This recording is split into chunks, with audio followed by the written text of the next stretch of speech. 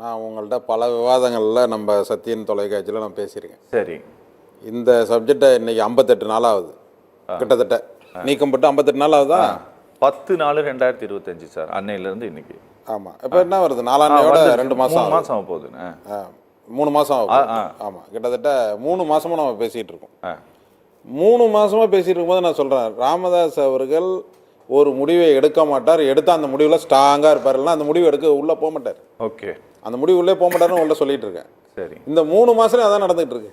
Okay. அவர் எடுத்த முடிவில் ஏதாவது காம்ப்ரமைஸ் ஆயிருக்காரா?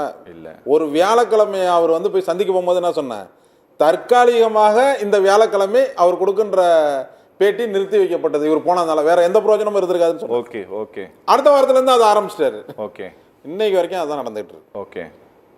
இந்த திலகப்பாமா மட்டும் கிடையாது, அவர் ஆரம்ப காலத்தில் இருந்து நான்லாம் சொல்கிறதெல்லாம் சில பேர்லாம் சொல்லுவாங்க, அங்கே போகிறேன் இங்கே போகிறேன் இப்படி வந்தேன் அப்படி வந்தேன்லாம்.